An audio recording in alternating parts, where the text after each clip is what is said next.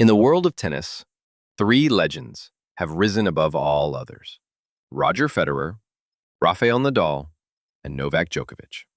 Each one has left their mark on the game, redefining what it means to be great. Federer, an artist with a racket, the epitome of elegance and the first to break barriers. His grace on the court made tennis look effortless. Nadal, the warrior, the king of clay. His unmatched tenacity carved out a legacy that thrives in the toughest of conditions. Djokovic, perhaps the most complete player the sport has ever seen. With tireless commitment and unyielding drive, he shattered records and redefined what's possible. Each of them has shattered records. Each has redefined greatness in their own way.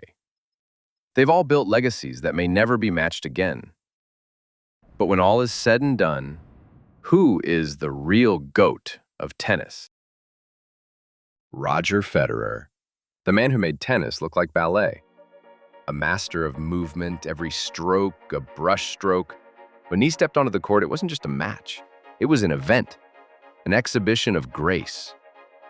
20 Grand Slam titles, a record 8 Wimbledon championships, a dynasty built on elegance and precision. He didn't just play the game. He transformed it. Tennis became poetry in motion. But it wasn't just about titles or trophies. It was the way he played the game, the grace, the fluidity, the way he seemed to glide across the court as if the laws of physics didn't apply. It wasn't just tennis. It was art. Federer wasn't just a tennis player. He was a global ambassador for the sport. His elegance transcended borders. His charm, it resonated with millions. From humble beginnings in Switzerland to becoming a household name across the world, Federer didn't just win titles. He won hearts. He held the world #1 ranking for a record 237 consecutive weeks, a symbol of consistency, of brilliance, of mental strength that never wavered. Roger Federer, a man who turned tennis into a dance, an artist whose legacy will echo through generations. In a sport defined by power, precision, and poise, he was the perfect balance of all three.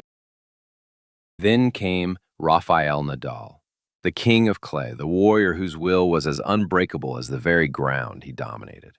From the moment he first stepped onto that red-dusted battlefield, the tennis world would never be the same. 14 French Open titles, an insane record that may never be broken. No one, and I mean no one, has ever come close to Nadal's mastery of Roland Garros. It's not just a record. It's a legacy, carved in blood, sweat, and relentless determination.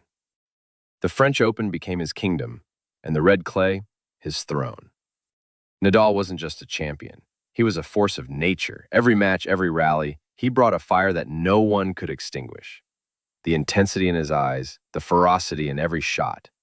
His game was a mirror of who he was. Gritty, relentless, driven. He didn't just play tennis. He fought like a gladiator.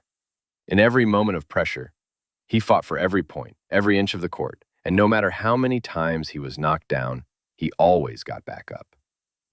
Injuries tried to break him. Doubters questioned his longevity. But Nadal, he refused to quit. He battled through pain, through doubt, and always came back stronger. It wasn't just about tennis. It was about heart. The heart of a true champion. And then, after the battle, came the tears. Nadal collapsed to the clay, his body spent, his heart full. This was more than a win. It was the culmination of sacrifice, struggle, and triumph. 22 Grand Slam titles, and still counting. He's proven that greatness isn't just being the best. It's having the courage to rise again and again, no matter the odds. Rafael Nadal, a gladiator, a king of clay, a legend whose legacy will inspire generations. And then there's Novak Djokovic, the most complete player the sport has ever seen. A man with no weaknesses on any surface, in any era, against any opponent. 24 Grand Slam titles, the most weeks at world number one in history. In a sport defined by numbers, Djokovic's numbers speak louder than words. He dominated an era, conquered every surface, grass, hard court, clay, and did what many thought impossible. He beat both Federer and Nadal, head-to-head, against Federer's elegance, against Nadal's fire. Djokovic gave us something else: unbreakable defense, unshakable will, relentless precision. But it wasn't always easy. In 2021, the calendar Grand Slam slipped away. He broke down on court, tears streaming at the US Open. A rare moment of vulnerability, a reminder that even the strongest warriors bleed. Then came 2024, Melbourne, another crushing blow. But those tears, they weren't just about loss. They were about everything he overcame: the critics, the boos, the doubts. He heard it all, and still, he just kept winning. 24 Grand Slams, the most weeks at number one, the most complete legacy the sport has ever seen. Novak Djokovic, a champion, a fighter, a man whose numbers don't lie.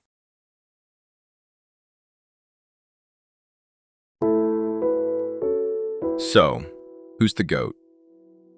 The most elegant, the fiercest fighter, the statistical titan.